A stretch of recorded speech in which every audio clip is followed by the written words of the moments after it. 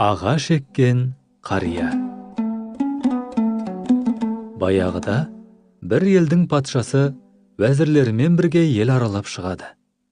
Жолда бір елді мекеннің маңынан өтіп бара жатып, ағаш отырғызып жатқан бір қарияны көреді. Патша қарияға ат басын бұрып, онымен амандасады. Ассалаумағалейкум қария. Уағалейкум әссәләм балам. Іске сәт. Көп жаса қарағым. Байқаймын, біраз жасқа да жетіп қалыпсыз. Соған қарамастан ағаш отырғызып жатқаныңызға таң қалып тұрғаным, осы ағаштардың жемісін жей алар ма екенсіз дейді. Сонда қария, отырғызған ағашымның жемісін жеу шарт емес. Бізде ата-бабаларымыз еккен ағаштардың жемісін жеп жатырмыз ғой. Келер ұрпақ үшін егіп жатырмын дейді. Бұл жауапқа риза болған патша нөкерлеріне қарияға бір кесе алтын беріңдер деп бұйырады. Сонда қария, көрдіңдер ме?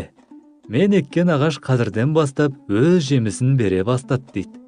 Бұл жауапта патшаға ұнап, нөкерлеріне тағы бір кесе алтын беруін бұйырады.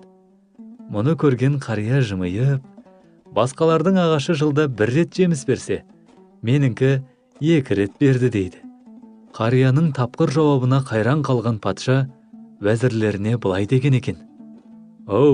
Егер осылай тұра берсек, бар алтынымыздан айырылатын сияқтымыз деп, қариямен қоштасып тұрып, оған тағы бір кесе алтын беріп, біздің елде осындай данагөй қариялар болса, болашақ үшін алаңдаудың қажеті жоқ деп, өзінің көңіл жұбатарлық сөзін айтып кеткен екен.